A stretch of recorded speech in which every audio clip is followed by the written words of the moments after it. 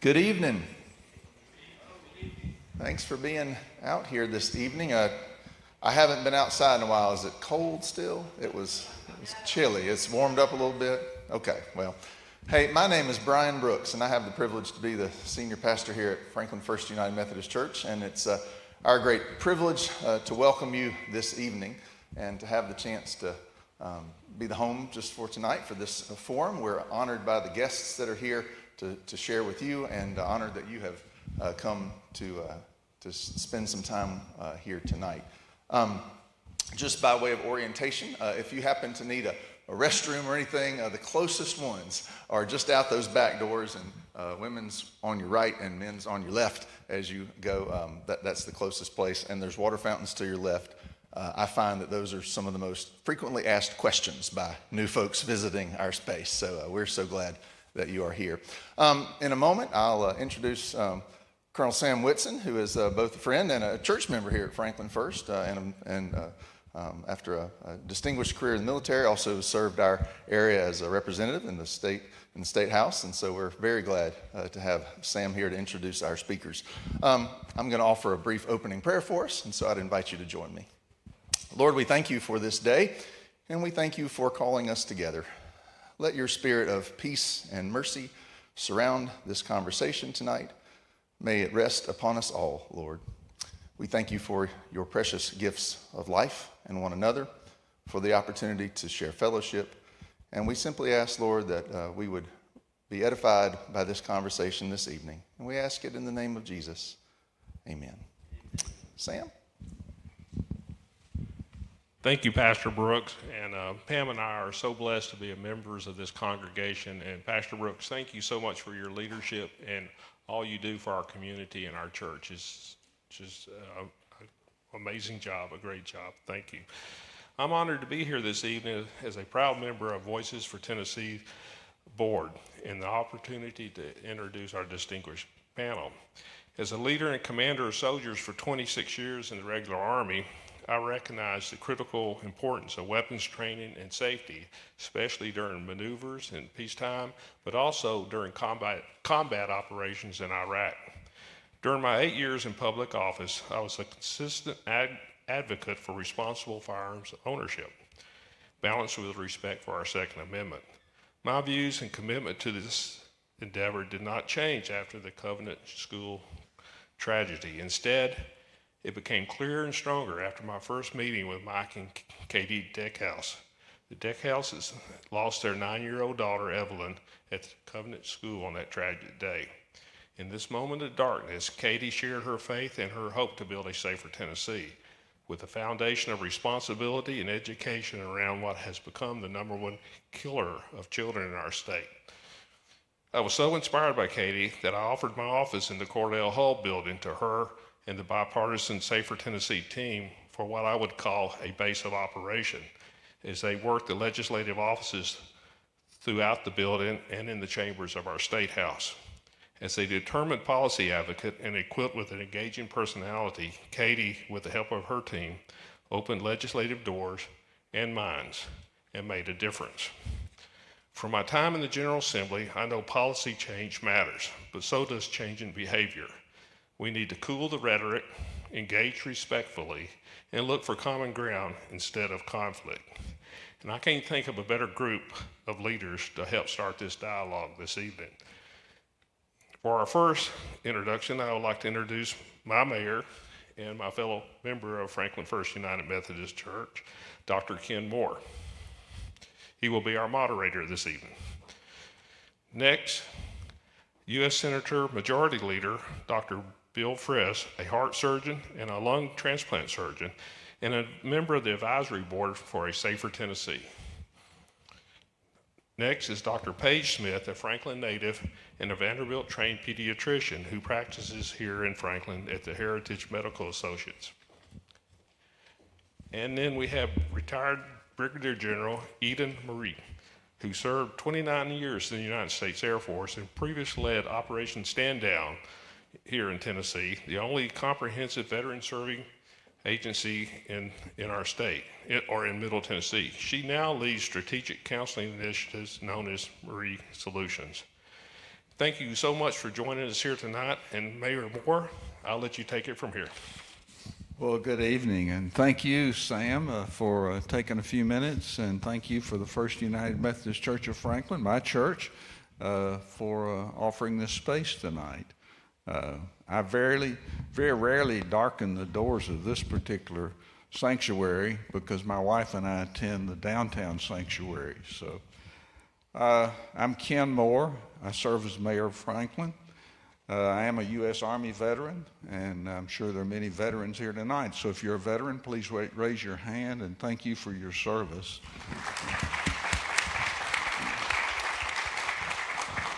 We're here tonight for a peaceful and civil dialogue about making our communities safer. We're not here to engage in partisan politics or political sound bites. We come to seek action and raise awareness that can save lives, keep our children safe in school, and improve community safety for everyone. You're going to have an opportunity to ask questions during the audience. Toward the end of the program, we have a special segment, and we'll be handing out speaker cards, and if you need a pen, we'll have those too. So if you'll just let us know, and they'll take those questions and bring them to us here as the panel. So please write legibly. There's 3 doctors up here, and we don't want you to use us as an example on how to write. Let me just give you a little background to set the stage. The majority, 84% of U.S. adults, say they have taken at least one precaution to protect themselves or their families from the possibility of gun violence. 58% have talked to their children and other family members about gun safety. 41% have attended gun safety classes or practiced shooting a gun. We don't know the exact number of gun owners in Tennessee because there's no registration requirement in Tennessee, but polls show that somewhere around 47 and 51% of Tennesseans own a firearm in their household.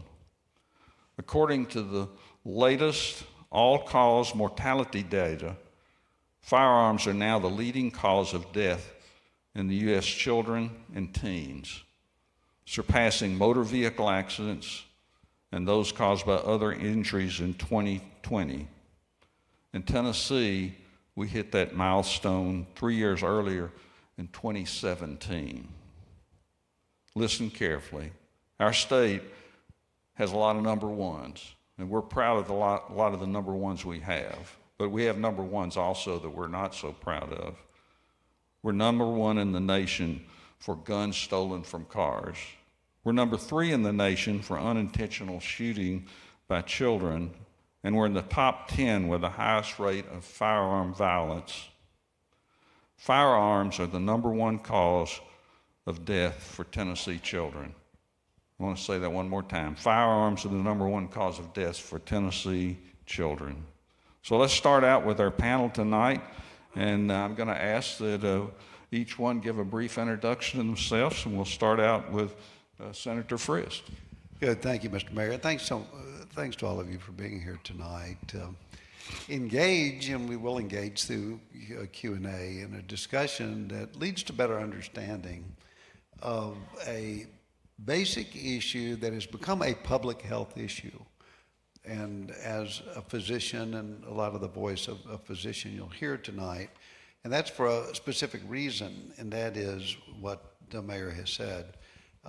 This is an issue that didn't used to be what it is today, and that is the number 1 cause of death for young people in the state of Tennessee, but indeed across America. And people don't realize that. And just that basic understanding, by bringing people together in a nonpartisan, non-political way, because too often it defaults into a political position.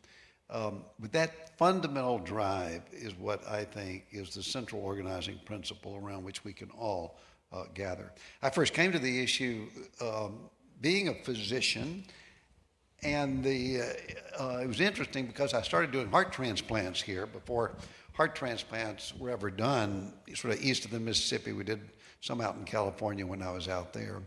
And in the 1980s and 1990s, these were new procedures, and then lung transplants, and then heart-lung transplants. And I was observing a lot, both as we figured out the procedure and given this new life to people, but every time we transplanted somebody, gave them new life, there had to be a donor. And the donor died of a tragic death almost always, unexpected almost always. And that I knew, but after 5, then after 10, and after 15, and after 50 transplants, it became apparent to me that most of those donors were from firearm injury of some sort. And it might be from a homicide, it might be from accidental injury, inexcusable, it might be from self-inflicting a gun wound.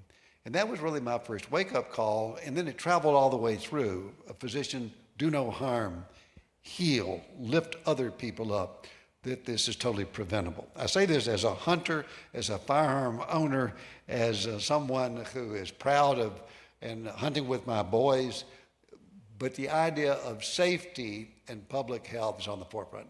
And then all the way through the school shootings that have been so tragic to our own community and heart-rending in so many ways.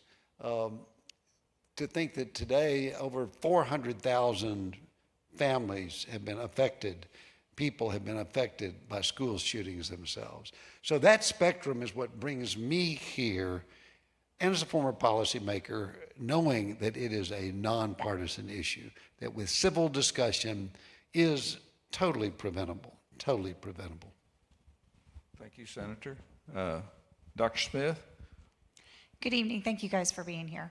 I have to say, I grew up in a pretty sweet little bubble. I went to Grossland Middle School. I went to Franklin High School. Grew up right over off of Spencer Creek Road.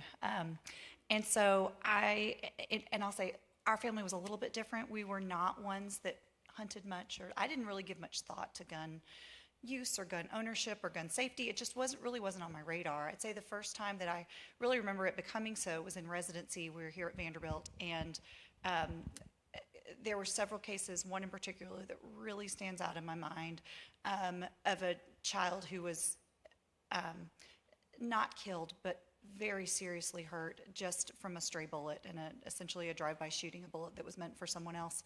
And it was just devastating to me, as it was, of course, to that family, and just in shock waves out from that family as well. And then, but what really changed things for me and what has landed me to do work with this group and others was the Covenant shooting. I have the privilege of getting to walk through life with so many families, and several of those had children that were at Covenant that day. And as I'll talk about a little bit more later, seeing the repercussions of that day 2.5 years ago, not just on those students that were in the building, but on their parents, on their siblings, on their neighbors, on their cousins, on the kids on their soccer team. I can't look away from this anymore. General Murrie? Thank you so much. Thank you. Thanks for coming out this evening, y'all. I've been involved in the veteran ecosystem since I left active duty in 2013.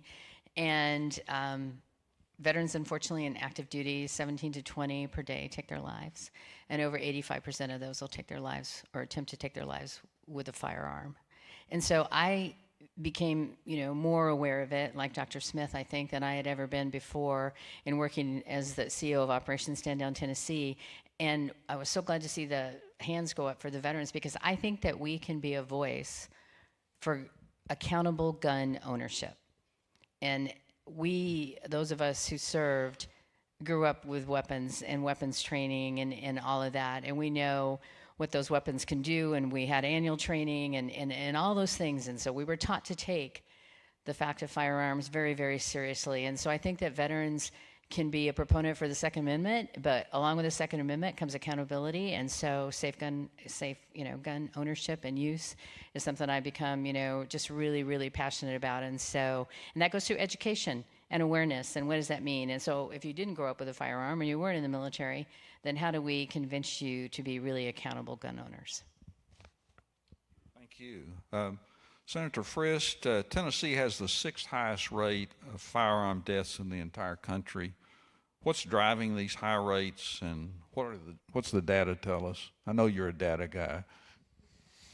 I am a data guy, and as you pointed out, our first in Tennessee in this regard are inexcusable, embarrassing, but also reversible, and that's where the hope comes in. And I think it's really important for us when we make a diagnosis to be realistic, to look at the data, to look at the hard data. How we got here, what the drivers are, is interesting because it didn't used to be that way. We didn't used to be first when you think of things like guns, firearms stolen from automobiles. We didn't used to be. And so how did we get there? Since 2013, really the last about 12 or 13 years, there's been a consistent loosening of firearm laws, gun laws in the state. We can come back to why that might be the case, but it really started with a piece of legislation in 2013 that was called Guns in Trunks. And if you look where that started, and then a series, really almost with every session, loosening of the laws around firearm injury protection, we see this increase. And the data that I correlate, and I think there's a degree of causality there, is with this loosening over time. At the same time, the number of firearms being stolen have increased dramatically, to the point that in 2013, in the whole state, there were a few hundred, say 200 firearms stolen from cars. And then if you look in the recent years, that 200 has gone to 5,000 every year. And that correlation is something we can do something about, that all of us can do something about, and we can come back to some of those solutions. I will have to say that it's not all negative, even though we are the worst in the country in terms of firearm deaths and suicides and injuries today. But if you look over the last 3 years, there's been improvement, a little bit of improvement, as we've begun to focus. And thus, therefore, the focus and the attention and the discussion in meetings like this is where real change. And it's a change in culture. It's not just regulation, but it's a change in culture, a change in attitude, a change in understanding. I will have to say, because having been in federal policy is important as well. We can't just look at the federal government. There's not a government answer to this. But I will say one of the problems we've had, and again, there's some good light at the end of the tunnel here, is that about 1996, a piece of legislation passed. And that legislation made it illegal for the federal government, through the government funding agencies like the National Institutes of Health, to fund research around firearm safety. It's crazy, and it doesn't make sense, but our federal government had a law passed on an amendment, and that amendment wasn't intended to have the effect that it did, but what it did, it shut down all research. And for somebody interested in data, and as a former policymaker who depends on data, this body of research over the last 20 years did not exist about causality, or what are the things that we know from an evidence-based standpoint that could be done. Devastating, because when you're making policy, you say, what's your evidence? Is it going to work? Show me that it works. Well, that has to be funded by research, but there was no research. Strange, but that's the reality. The good news, and ironically, in some ways, in 2018, that was reversed, and it was said, no, now the federal government can fund that research, can fund that data, and there was some money put in, and it was increasing, although in recent days, there's a big question of how much it'll be there. But it is important. The answer is not just in government, but government plays a real role in such things as funding research to give us the data to make good policy. we didn't do a good job for 20 years. When the doors have opened back up, it's incumbent upon us to support policymakers who will support that sort of research. Thank you. Dr. Smith, you've seen the impact of gun violence and personally and as a pediatrician. Can you speak to aspects of this issue that have impacted your patients and our community specifically, and what you're hoping may change? Sure. I'll just tell you a little bit more about the patients that I care for who were affected that day in March. So like many, if not all of you in this room, that day is seared in my brain. I feel like I can almost rewalk the steps of that day hour by hour as it passed. To begin with, so the third grade class was the one from which the children who were killed, they all came from. I take care of 2 children who were in the third grade that day, neither of which lost their lives, but were irreparably affected. So one was huddled under a desk when the shooting was occurring. I had to see her and help treat her for a burn on her hand that was from a stray bullet. And another one was huddled in a corner behind a stack of books there. And she's had hearing loss from that day from the sound of the bullets. And of course, that day itself was horrible. It's almost unspeakable. I mean, it feels almost irreverent to me to speak of it.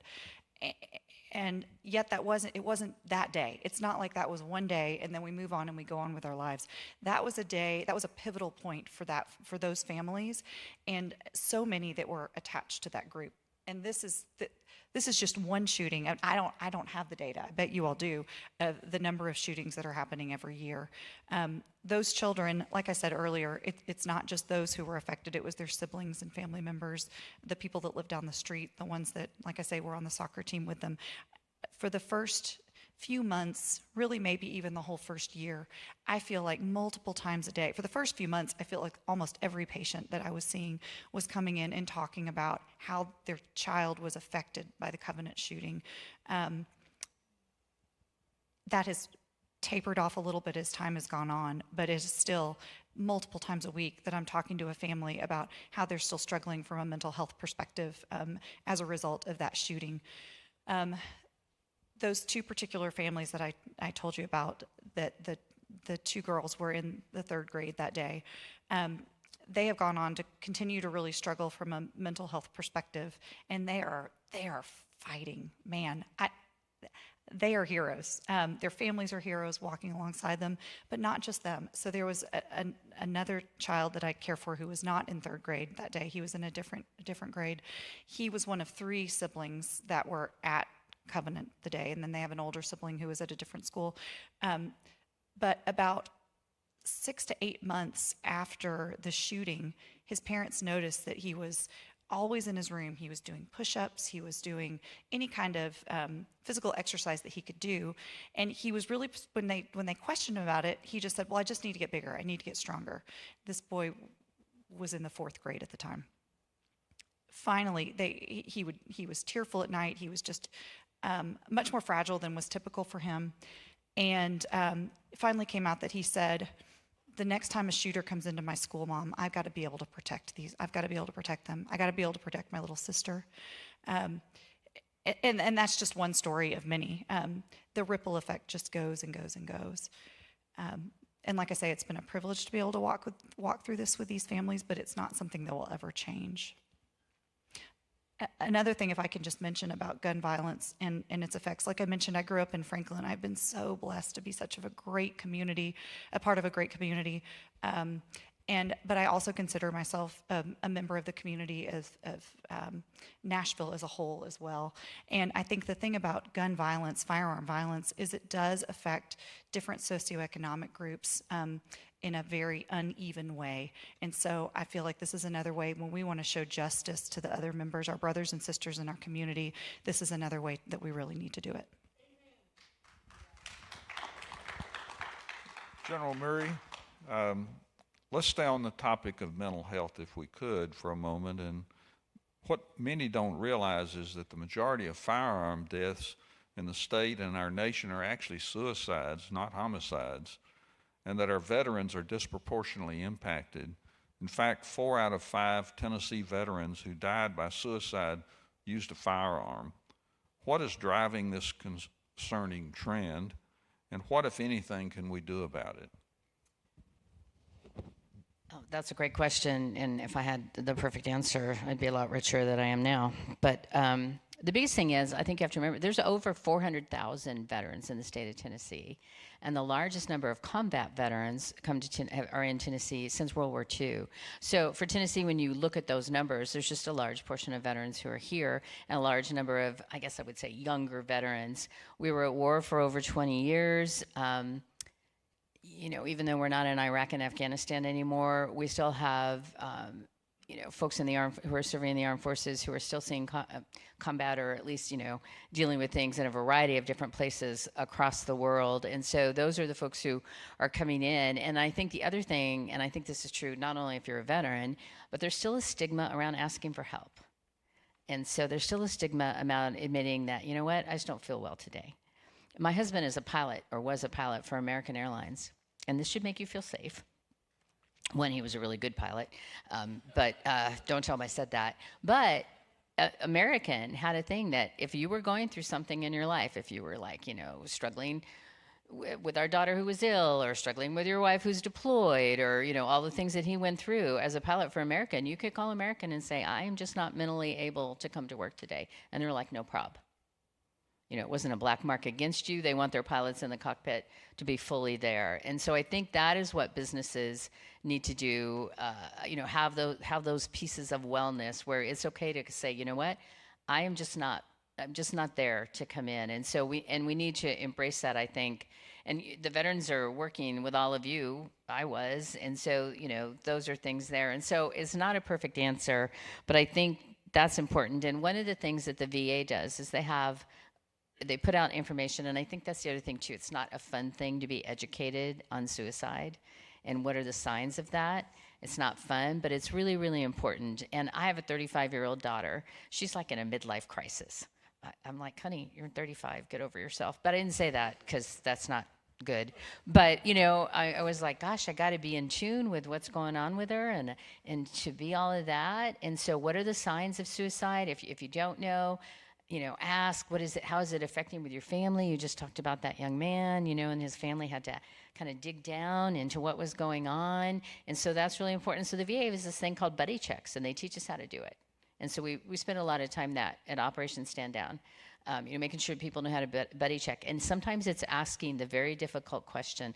You're going through a really hard time. You're not thinking about harming yourself, are you? Or are you? And let's talk about that. And so I think, again, education around suicide, and I think it's important for all of our agencies. The last thing I'll say on this is, by the time you get to suicide prevention, that's when the experts have to come in. Your mental health experts, your doctors, and all of that. What can you do in your communities? What can I do around suicide protection? And suicide protection is addressing the stressors of homelessness, addressing food insecurity, addressing, you know, mental health in your workplaces. Yeah, having great pastors and great churches like this to work with, you know, the folks that are out there. And so suicide protection is something all of us can do, because by the time you get to suicide prevention, you're probably looking for an expert. Thank you. Dr. Smith, after any mass shooting, there's inevitably a call for more mental health funding and access, but there's also research that shows only about 4% of a community's violence is attributed to severe mental disorders. As a clinician, what do you make of the rush to blame mental health for deadly violence? That's an easy question, isn't it? Let me take a deep breath. Wow. I mean, I think that's a tough question. I think that where firearm safety complicates mental illness is that if you're having a crisis of mental illness and you have access to a firearm and you're not someone who's trained with it and knows the way to act safely with it, and it's easily in your reach, and you're not someone, again, who is licensed to have this and has been trained to use it, a surge in emotion can end up changing your life irreparably, or whether it's yours or whether it's someone else's. And so to me, that's really where the intersection lies. Although I know you read the statistic about mental health, our trouble with mental health in this country is about the same as other developed countries, but our firearm deaths are much, much higher. And so I don't think that just blaming it on mental health alone is something that makes sense to me. Thank you. Senator Frist, we're all aware of the increasingly vitriolic nature of politics, which has led to frightening spate of political violence, with the tragic killing of Charlie Kirk, the assassination attempts of President Trump, and the murder and attempted murders of Minnesota state lawmakers. Did you experience anything like this during your time in office, and what can we do to lower the temperature and relearn how to have civil discussions with those that might disagree with us? I think the whole concept of what we're doing tonight and what this represents comes back to the civility, the treatment of others with respect. And in the political world, we've seen over the last 12 months, the three instances that you've cited, that's beyond party. Some people will try to color things in a partisan way, but beyond party and beyond sort of even partisan beliefs. It's not brand new. When I was Majority Leader of the United States Senate, I would wake up every day to a report of how many terrorist list I was on personally, with a direct threat not to hurt but to kill me or a family member every day. Now, and that's not today, and it's not related to politics. It is just a nature of the beast and participation. When anthrax hit the United States Capitol, and it seems like a long time ago, but it was 20 years ago, 23, 24 years ago. I was not Majority Leader at the time, but I was the only physician in the Senate, and therefore I was called to counsel to be with. How do you respond by a biological weapon, anthrax, that was aimed and targeted to political figures, the then Majority Leader of the United States Senate and three other people? Anthrax got in the mail system as a product of that. It killed one person and 5 people, and it killed 14 people up and down the East Coast itself.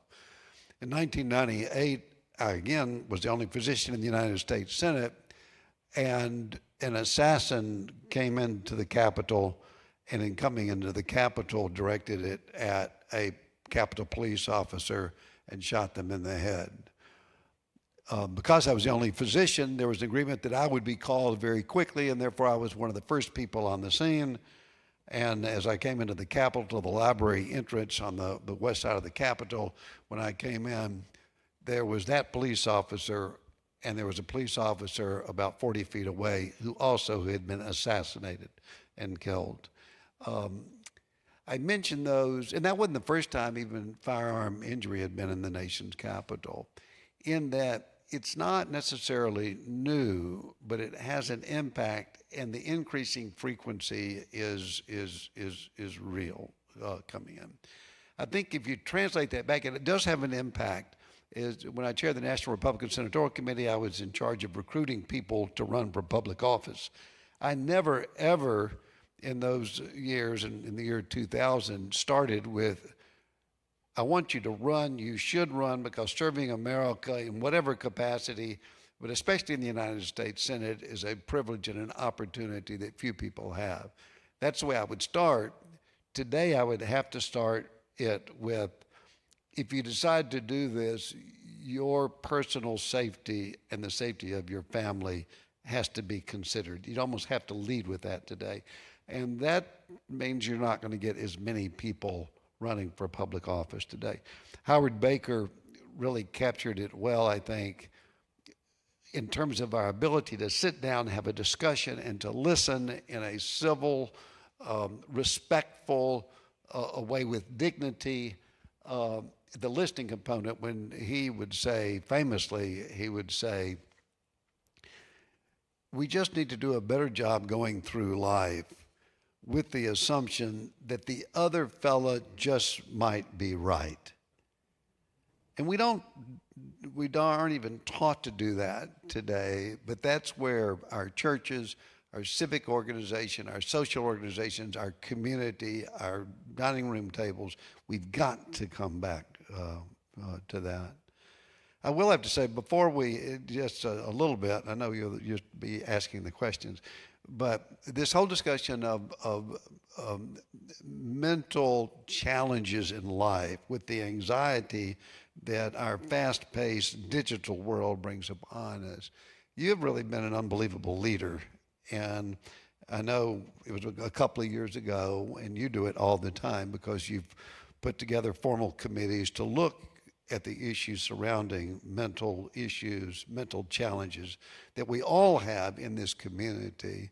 Just share a little bit with us in terms of what you have learned in pulling this community together, focusing resources on mental illness. This is a reverse panelist Yes. opportunity. Yeah, yeah. Well, I appreciate that question because under Governor Haslam's administration, Franklin was recognized as one of 9 healthier communities in Tennessee. And part of that involved engaging the public and in identifying a plan, a health council. And we identified 4 areas we were going to focus on, which was tobacco cessation, activity, obesity, and mental health. We're doing a great job on 3 of those, but nobody wanted to talk mental health. And we came together and formed a group called Find Hope Franklin. I left some brochures out in the registration area. But Find Hope Franklin works to raise awareness of it's okay to talk about mental health. It's okay. Every family has had their challenges with some type of mental health issue, substance use disorder, psychiatric diagnosis, anxiety, depression, and so on. Secondly, in Williamson County, we have a high suicide rate, particularly among teens and middle-aged men.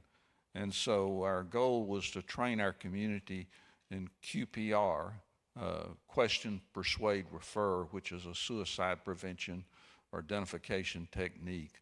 And we have that available in our community to groups that want to be trained. We've trained about 500 people to this point. We also have a website, findhopefranklin.com. And lastly, we have a seminar that's going to occur on November the 7th at the Franklin Special School District Auditorium, where we'll have a group of panelists talk about brain health. And we also have Ben Zobrist, the MVP of one of the I think it was Chicago White Sox, but don't hold me to it. I'm not a baseball fan. But he will also speak to his challenges of mental health. So thanks for that question. General Murrie, slides show that when firearms are securely stored in the home, it reduces the likelihood of accidental youth shootings. And delaying access to lethal means can also make the difference in preventing a suicide attempt. When we encourage the secure storage of firearms, what does that mean? And how do you balance the importance of secure storage and with the desire by so many to have that instant access for self-defense? Right. Well, secure storage is just that, to keep firearms out of the hands of people that don't know how to use them or shouldn't have access to them. And it sounds really simple, but for some reason, it seems harder for folks to do. I think, you know, the way to get around that, and I do understand that people want to have access to their firearm. Why would you have a firearm if you can't have access to it? But technology has come so far, you can put your thumbprint. And so if that weapon is in your nightstand because you're worried about your personal safety, you need to have it locked up. Your nightstand's probably not the best, especially if you have children, because they can get in there. But, you know, you can get a biometric thumbprint, and you can be into that box and get that weapon out like that. And so why would you not secure it? And so that is what secure storage is. And then there are other ways that you can do things too, and I think maybe we'll talk about it. But one of the things that we were, when I was CEO of Operation Sundown Tennessee, we were working with Claudia and Voices for Safer Tennessee to work with armories. And so especially since it was a veteran ecosystem for me, if you're a veteran, and you're maybe struggling with your mental health, that the Armory would store that weapon for you for free, where you could have access to it. And so we were working on things like that, and that is happening across the United States and other states. And so again, there's different ways to do secure storage, but I think people feel that if you're securely storing a weapon, you're taking that away from me. That's not true. You're just making sure that it's safe. You're being a responsible and accountable gun owner, and that's what secure storage does. Well, Voices for Safer Tennessee advocates for 3 firearm safety policies. One is require a background check on every firearm sale to make it harder for felons and other prohibited purchasers to access guns. Second, enact temporary transfer laws that preserve due process and contemporarily remove firearms access for those at elevated risk of harming themselves. And third, encourage and incentivize secure storage of firearms. I'd ask each of you, in your personal opinion, are these simple reforms, will they make a difference, or are there other policies we should consider? Either of you want to jump in? Well, I'll just say, if you can separate someone from a firearm who's thinking of harming themselves for 5 to 10 minutes, they're not gonna use that weapon, because they're gonna have time to think about it. And so that's really important, and that's what the data shows. And so that's why secure storage is so important, and that's why I believe that's important, that's one of the top 3 the Voices of Safer Tennessee is looking at, because you're going to keep that child from getting hold of that weapon for that, that short amount of time. You're going to say, hey, why are you in there? And so that's why I think that secure storage is so important.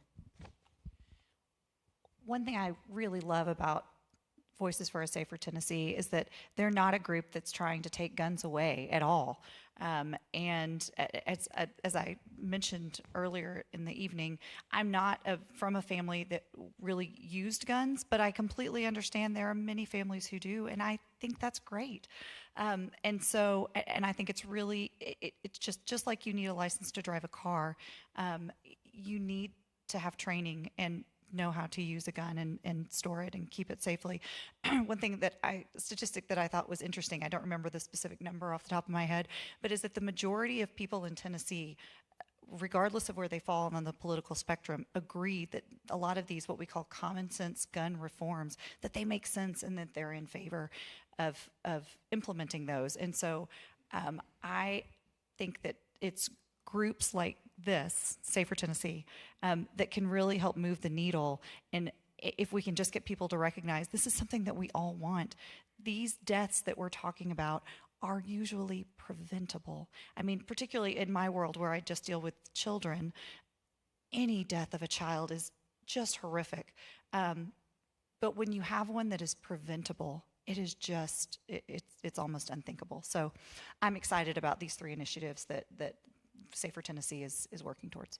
Yeah, I think this is really important, and this is where the hope comes in. This is how we move things. It's pretty easy to make the diagnosis today. The data really explains it, and that's where we really talked to up until now. All of this is reversible. In Tennessee being the worst among 50 states, it is reversible. You notice we're not talking, and again, I was hunting with my 3 boys, and what a privilege it was to take them hunting about 3.5 weeks ago for 2 days, and to be with them, and to be able to have a father-son bonding in a cultural way, but in a safe way, where each of them have had individual firearm safety courses. They grew up understanding the importance of having guns locked, guns in storage, guns not in cars, or if they're in cars, to be safely done. Hunting season opens up in a couple of weeks, and I'll be hunting again. I'll be hunting with people who respect the potential danger of firearms, who understand it. The neat thing about it, and this is where Safer Tennessee has been so effective, and I'm talking about probably one of the, I don't want to say the most effective organizations, but among the most in the United States of America.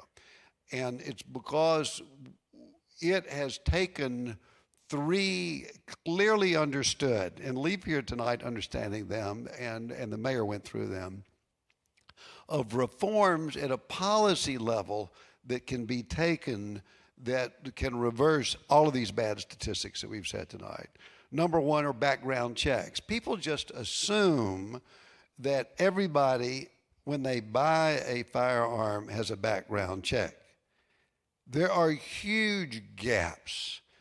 And I'm talking about hundreds and thousands of people who don't have background checks. So number one is that everybody who purchases a firearm has a background check. And the background check takes just a few minutes, but there are huge gaps. So that's number one, that everybody has a background check. Number two, again, and it seems like it is common sense, that if somebody says and by court are determined that they're going to harm themselves or harm somebody with them, and the court decides, yes, you are going to do it, that for a short period of time, your firearms can be separated from you. It makes sense. If I say I'm going to hurt somebody and I have a weapon that will do that, and it's determined by a judge, it only makes sense that that temporary transfer separation takes place. That's number two. And then number three is what we've talked about. Again, it's common sense. It's the safe storage of firearms. It's not taking them away. It's the safe storage from them. The statistic I gave you that a few hundred firearms were taken from cars in 2013, and now it's 5,000 every year that are stolen from automobiles because they're targeted, and people will just crash through the window, and there's a high likelihood there's a firearm in there, and it's going to be loaded, and it will be taken, and there is a market for that today. So that safe storage, right now in Tennessee, there is an education, there's a bill that basic little tools about knowing that every child should be able to know if there's a firearm, to report that in a household itself, to the household, to know where that is from an education standpoint. Statistically, let me just say that each one of these, the background checks, other states who have had this have experienced a 15% reduction in firearm homicide today if they had that background check loophole fixed. On the temporary transfer laws, it's been enacted in 21 states and has reduced firearm suicide rate by as much as 14%. On the safe storage, if half of households today who have unlocked guns switch to locking them, 1/3 of youth gun suicides and unintentional gun deaths could be prevented. Simple, incremental, common sense changes can reduce the homicides, the deaths, the suicides.